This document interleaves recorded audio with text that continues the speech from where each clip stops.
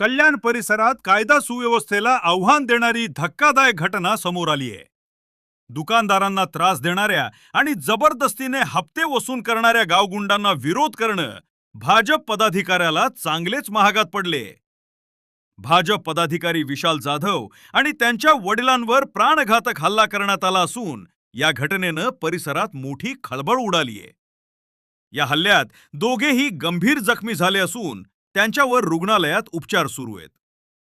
घटनेनंतर पोलिसांनी तातडीनं कारवाई करत 6 आरोपींना अटक केली आहे.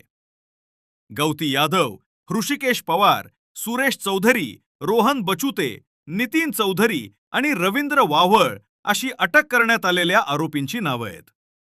तर या प्रकरणातील मुख्य आरोपी भावेश भोईर आणि त्याचा साथीदार अद्याप फरार आहेत. अटकेनंतर पोलिसांनी आरोपींची धिंड काढत परिसरात कायद्याचा धाक दाखवण्याचा प्रयत्न केलाय. दरम्यान भावेश भोईर या सराईत गुन्हेगारानं परिसरात दहशत माजवली असल्याची माहिती समोर येते. त्याच्या शोधासाठी पोलिसांची 2 विशेष पथके रवाना करण्यात आली आहेत. या घटनेनंतर स्थानिक नागरिक आणि व्यापाऱ्यांमध्ये संतापाचे वातावरण असून आरोपींवर कठोर कारवाई करण्याची जोरदार मागणी होते.